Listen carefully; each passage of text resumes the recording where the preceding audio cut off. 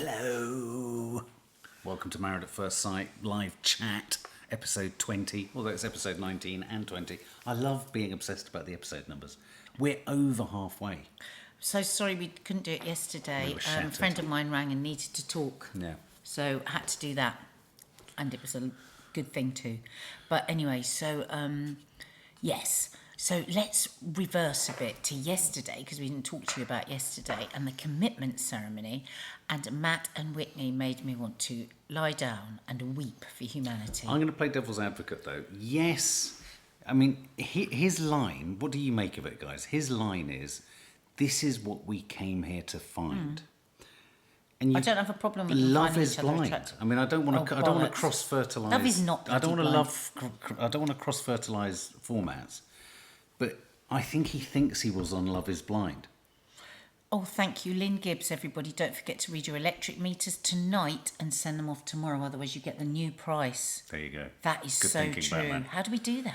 Zoe says, Kwame makes me feel uncomfortable. So, yeah, the commitment phobe, what was it called? The commitment ceremony. Just a commitment phobe. I mean, Kwame is a commitment phobe, for sure.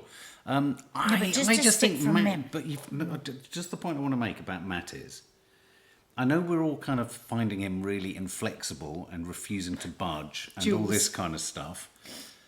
But in his head, it seems pretty simple, and maybe it is pretty simple in his head. What's he done wrong? Jules says, what an absolute joke of a process. It makes a mockery out of marriage with Poundland and Naomi Campbell and little wannabe Viking.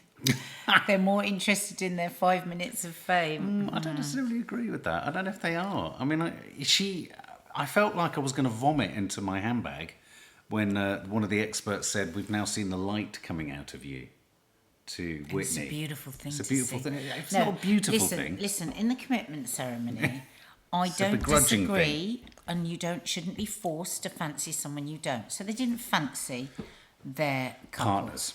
But I think they stringed their couples along because they wanted to stay on the show. That's what I think. Do you think they were going to say they were going to leave, though?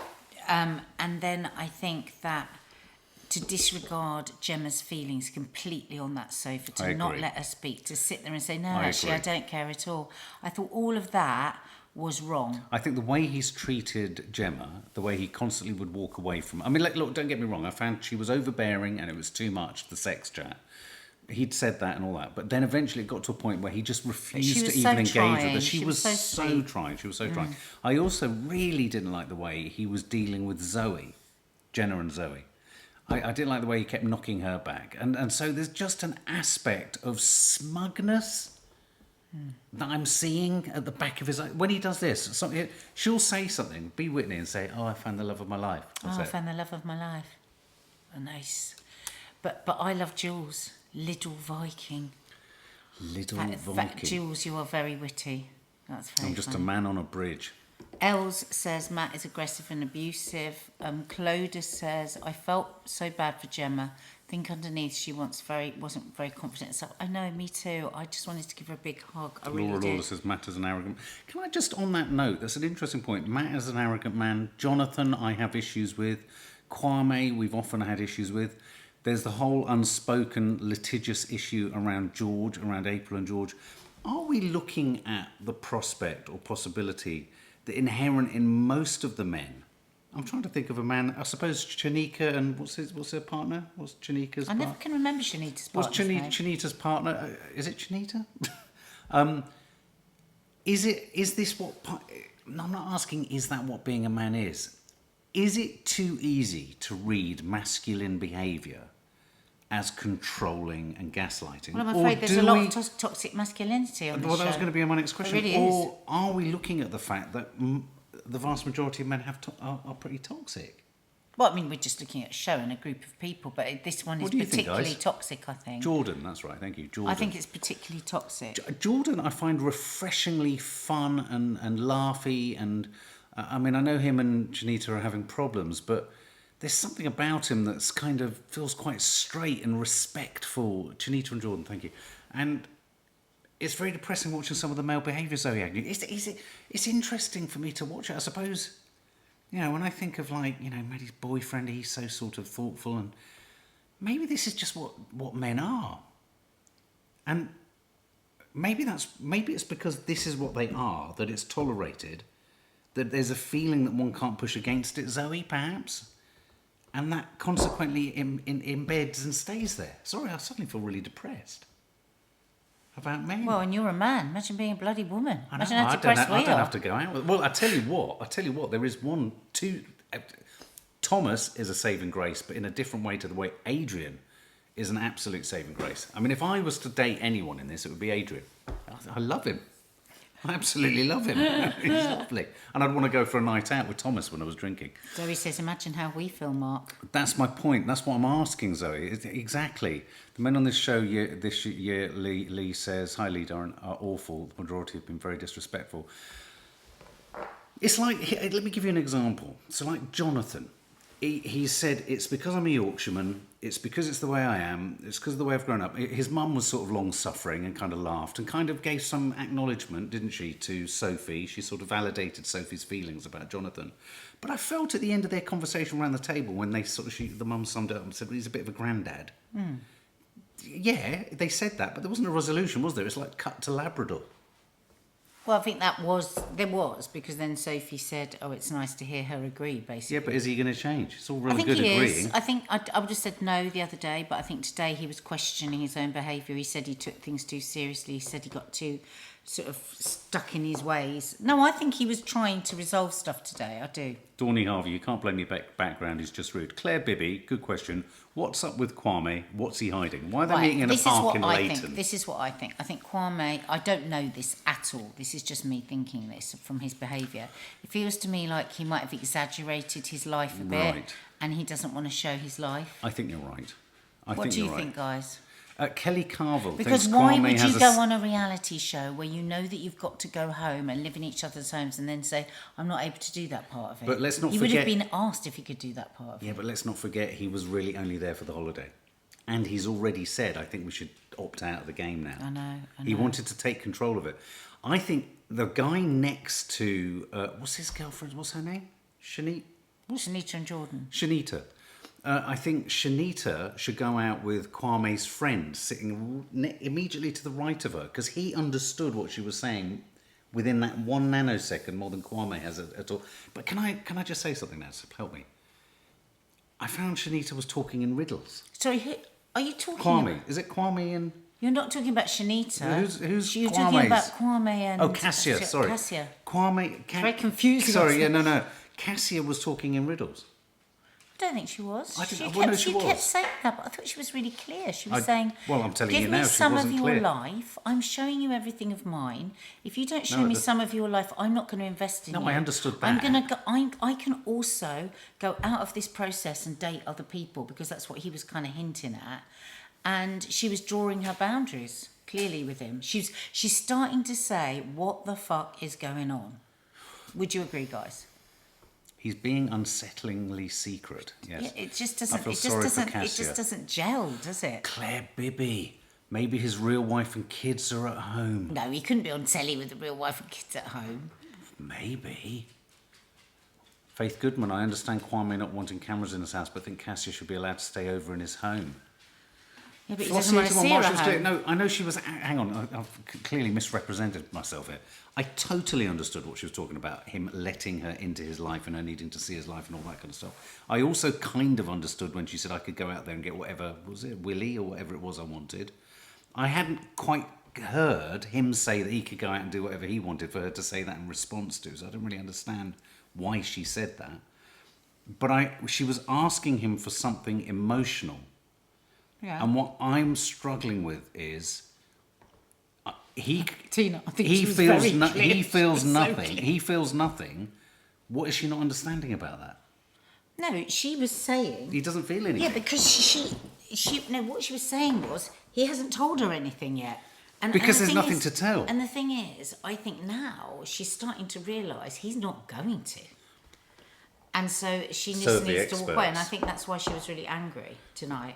Right. Because it's like, he's not into you. It's as simple as that. He's not. He's not. Kelly Carville says there's something to tell. Selena Lou Fogg says he's shifty. There's something afoot there. I think the experts have him rumbled. I think you're absolutely right. I think he wanted to go on it for the big I am, a bit of celebrity. I think there's a danger that some contributors on any show just want to get on the show for the reality TV aspect of it. And I hate to say it, I think that might be him. I think he maybe wanted to promote his podcast or something like that, which is fine. That's all right. Yeah, that's all right fine. as well, but not really when you're playing with people's emotions. Precisely. On any other show, that's fine, but when you're actually marrying someone, I think it's a little bit unkind. Jenna and Zoe, they seem pretty damn happy, don't they? They're doing so well. They've become really cute. I think she is calm. I mean, for Jenna to allow bacon to be cooked in her house, she's got bacon in her fridge. That is about, we have witnessed going really rigidly into a relationship where you say, this is what I need and these are the lines I'm drawing and I can't.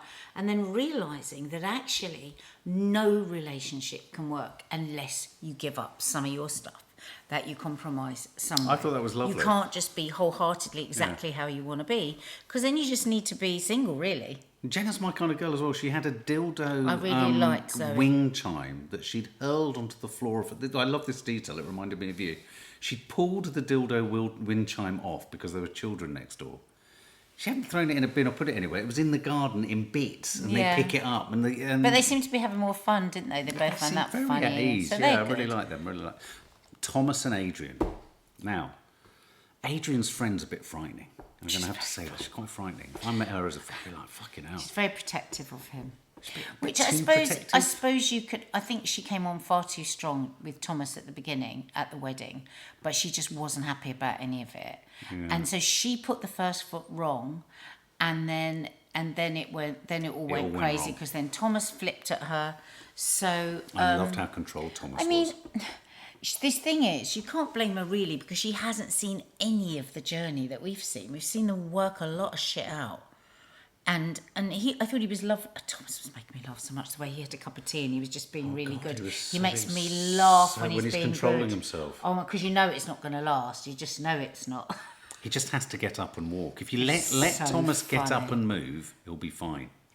Thanks, Laura Walker. So funny. Thank you. Funny. Who else? Oh, April and George. I don't think it's George's house. I don't know. I don't think it's George's house. Can I just say, I thought that was one of the heaviest conversations from a mother to a daughter. Oh God! I mean, that conversation she had with don't hurt April, him, crying. don't hurt him, sobbing, and then there was. Your mum was a bit like that when I met you. And then there was this chap at the end. Was that his father? I think so. I tell you who he looked like. He looked like someone from House of the Dragon. I thought we had a cast member from House of the Dragon. Drum. It's like he was the king of the table. I just thought that was. I had my heart went out a little bit to. Stepdad Kelly Carwell. Thank you. Jane H. George always looks like he's about to blow a gas. Jane H. He looks like he's going to explode. I've said that from day one. He looks like his head's going to blow off. What is he so angry? He looks so simmeringly like he's angry. Going to blow a gas. It's like his ears are inflating and are going to pop at the end of them. It is funny. Pass Thomas a double gin, says so, you know. Well, of course, we don't have Married at First Sight now until Monday next week, so a lot can happen, although, of course, it's already happened. But yeah, it's great fun. It was a bit of a lame one tonight. I mean, are you happy that Matt and Whitney were going to stay? They're great telly. Yeah, they're great telly. They were never... there was not one moment where those producers were going to allow those two to go home. But let's see. Let's give them a chance. Who thinks they're going to last? I personally... I bet he's got high blood pressure, says Selena. I bet he has. No, I bet he has. He looks like he has. I reckon he drinks too much red wine. Far too much red wine. I personally think Matt is going to have had enough of Whitney, but within a week. Watch this space. And tomorrow, Loose Women, I asked for this guest to come on because it's the incredible young woman that set up Everyone's Invited. Yes. Very good. The woman who is trying so hard to do something about toxic masculinity and rape culture, but by being kinder and more understanding to men. It's not going to be like a hate game. But yeah, she'd be a really interesting guest. So, because I know we talked a lot about around that stuff. Yeah, we did a Confessions of a Modern Parent about it, didn't we? So catch Loose Women tomorrow. All right, guys. Lots of love. Have a safe evening. Sleep tight. Bye.